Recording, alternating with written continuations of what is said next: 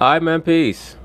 So I recently did a video in reference to Mr. Ray Allen, the former superstar shooting guard for the Milwaukee Bucks, the Seattle Supersonics, the Boston Celtics, and the Miami Heat, who gave his own account in regards to what he viewed to be the genesis of the separation between himself and his former teammates on the Boston Celtics and their 2008 championship squad comprised of Paul Pierce, Kevin Garnett, and Rajon Rondo. Ray Allen, in his autobiography, went into some detail in regards to what he believes was the start of the separation between him and his teammates, and the reason why the estrangement lasts to this day and has been made public. Anyway, Paul Pierce was on this show on ESPN, and he was asked to give his response to Ray Allen's statements. And of course, they're going to talk about it, and I'm going to chime in. I do want to get some details. It's funny because we were just talking about one of your former teams, but let's really talk about one of Paul's former teams because some details have surfaced from Ray Allen's upcoming book. Yep, we're revisiting the Celtics 2008, 2009, 2010, 2011, 2012. You know, I've never seen a team that only won one championship get more mileage than the 2008 Celtics. And the farther away we get from that team, it becomes more and more apparent to me as to why Ray Allen wants to separate himself from that group, because it seems as if they tried to construct themselves like a cult.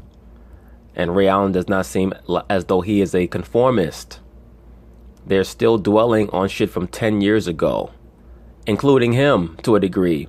But I believe that he has decided to use it as fodder for his book to get people to buy it, because basically the sentiment from him seems to be, well, if they're going to keep my name in their mouth, then I'm going to make some money from it. Ray says he loved playing with Kevin Garnett on the court. Off the court, he says their personalities did not mesh at all. I'm not surprised. Ray Allen seems more of an introvert. He seems much more methodical and contemplative, whereas Kevin Garnett seems to be a guy who is going to tell you exactly what he feels at the moment that he feels it. Oh, he had nice words for Paul Pierce, but he adds the relationship between himself and Rajon Rondo changed after y'all won that championship in 2008. He said that even during a team meeting, this is according to Ray, that Rondo came into a team meeting a few years later, was upset with the rest of the guys and said, quote, "I carried all of you to the championship in 2008. That quote has gotten a lot of play in the last 2 days. Paul Pierce, you were in the room. Did Rondo actually say that? You know what? I believe Rondo did actually say that, but I believe he said that about 2010. And that would make much more sense. I even stated in my first video that Rajon Rondo was the dominant player on that team in 2010, particularly the playoffs of 2010 and 2011. That's when he was dominant. That's when he was the triple-double man, far before Russell Westbrook, and in an era where the big men actually were in the paint and trying to rebound along with the guards.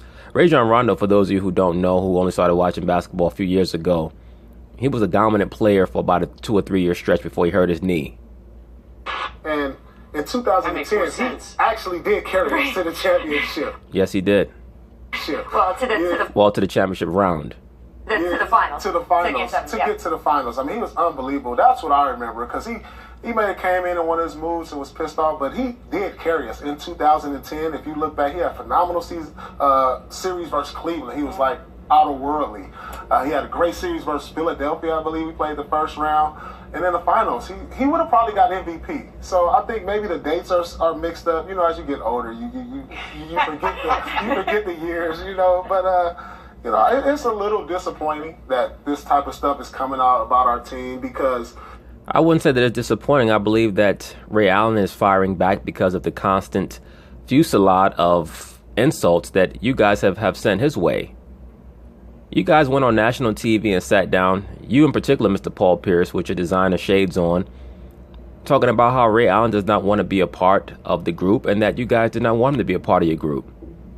So you can't get upset with him when he decides to monetize the statements that you made about him, and in an attempt to clarify what his position is on what the actual issue is and what occurred. I mean, that's a part of life. You guys created this dramatic, theatrical environment in that locker room, and he's saying to himself, okay, well, I'm going to sell this book.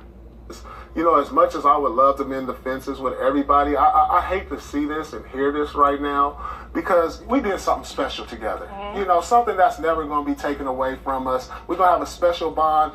And the funny thing, I was looking at 30 for 30 last night. I was watching the NC State championship team. And I was looking at all the old guys at the table reminiscing. That's probably going to be us one day. And it's going to be a little uncomfortable. It's going to be. You guys are already there.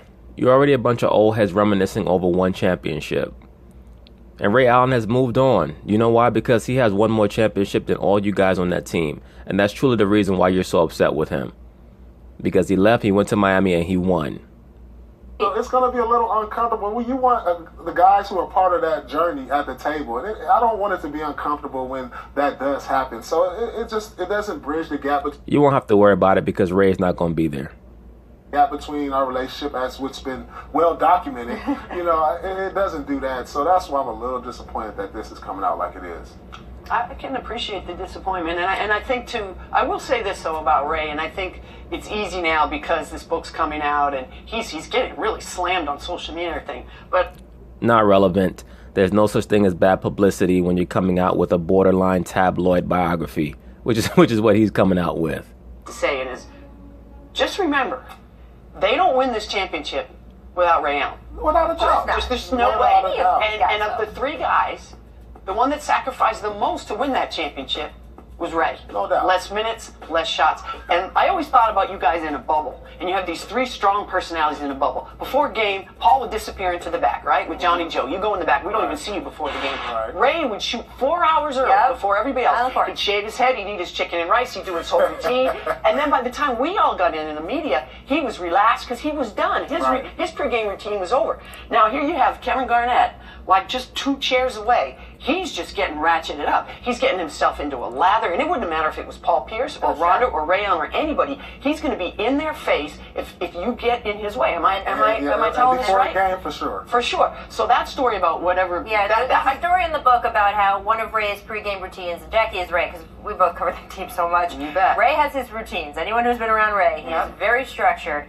And one of his routines was to bounce the ball in front of his locker a little bit. And as you say, that is when Kevin Garnett was getting in his thing. And Ray details in the book how Kevin just got in his face right at the beginning and said, "You will not do that." Right. And so, I mean... But see that, right. And they all had to find a way, these 3 very strong guys, to fit in. Before we move on from this, I do want to ask you, one of the things that was so striking in the write-ups I've seen about this book is just that Ray says that he and Rondo started out like big brother, little brother, and that he says the relationship just completely fell apart. They weren't speaking to each other for stretches, or if they were fighting. How bad do you remember it being? You know, I don't remember it actually being that bad. Like, it wasn't like they were coming to, like, blows with each other. I never saw that in practice. You know, Ray would say, you know, look for me more on the court. But when I look back at all the tapes, I'm like, I thought Rondo found Ray more than anybody for his open shots. You couldn't tell that on the court because it was at one point he implies in one of these quotes that they stopped passing to him. But you know what? At the end of the day, you don't have to be friends. I mean, but they worked well together. They worked well together. Last story I want to see if you remember. Ray Allen says in the book that there was a team meeting and Doc's trying to get you guys to go over film, and that Rajon Rondo picked up his chair, turned it around so its back was to the rest of the room, and says, "I'm not looking at that." You know, there's a lot of things that happen behind closed doors. I mean, listen, Rondo is a strong personality. He wants to win. I agree. And, you know, the truth of the matter is Rondo took a lot of criticism from Doc. You know, Doc didn't hardly get on me or Kevin or Ray, so he used Rondo a lot. And I could see how Rondo got mad sometimes. And they had their beefs, you know, but that was normal. We were used to seeing that every day. So, I really looked at it like it's just another day, Doc and Rondo. I'll tell you what happened. One of the things that happened between Ray and Rondo, though. I think he was following Ray around like a puppy dog. Remember Rondo? And then all of a sudden he started following KG around. Right. And that's when things really... Well, I mean, it's funny. Right? Am I wrong? He checked out of Ray University and and they're both really weird universities. Look, there's a lot to unpack there if you're concerned about pettiness as luggage.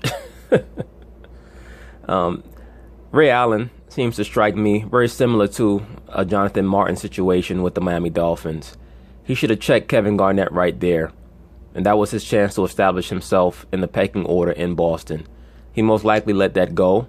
He allowed Kevin Garnett to get in his face, indulge in him, and punk him out, and stop him from engaging in his pregame routine. And that had a trickle-down effect for the rest of his tenure with the Boston Celtics. It allowed Kevin Garnett to create the culture in the locker room. So Ray Allen only has himself to blame. Once again, in the pro sports world, that is a meathead culture. Confrontation is not only something that is relevant, it's necessary, it's a necessity. Because as a professional athlete, you're constantly engaging in direct encounters with other people. There is aggression there that you need to have, and you cannot allow another man to get in your face and tell you you're not going to do that here. Especially if you want to be considered an equal. It would be more understandable if Ray Allen tolerated that and he was a rookie. But he was not a rookie. So that showed Kevin Garnett off the bat that I'm the alpha. Ray Allen's not going to challenge me. Paul Pierce is my compatriot. We grew up together. I don't have to worry about him.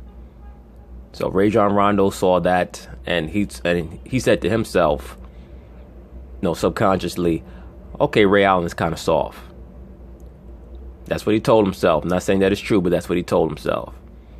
In regards to Ray's issues with Rajon Rondo, I'm not surprised. They both have very similar personalities. Oftentimes, when your personality is too similar to another person, it can either lead to you having a bond that can never be broken, or you guys fall apart and you start to look at each other as enemies, because it's like looking in a mirror. So it is what it is. We'll see what happens when this book comes out. Paul Pierce has done his best to try to repair the situation. At least in his view, he's done his best, even though I see some passive aggressiveness from Paul Pierce as well. I think that Paul Pierce has dual loyalties between Kevin Garnett and his yearning to bring that team back together, because they only won one championship. And that truly is the source of a lot of the remaining antipathy between Ray Allen and the rest of his teammates, because he left. Remember when he first went to Miami and they played the Boston Celtics, he tried to give Kevin Garnett a dap, and Kevin Garnett would not even acknowledge him. That tells me that Kevin Garnett never really liked him to begin with. For you to still have that level of vitriol because a teammate left who you were trying to marginalize anyway while he was there. Once again, they were platooning Ray Allen with Avery Bradley. So why are you so upset that he left for? You didn't want him, so if somebody else wanted him, he left. It is what it is. So, anyway, peace.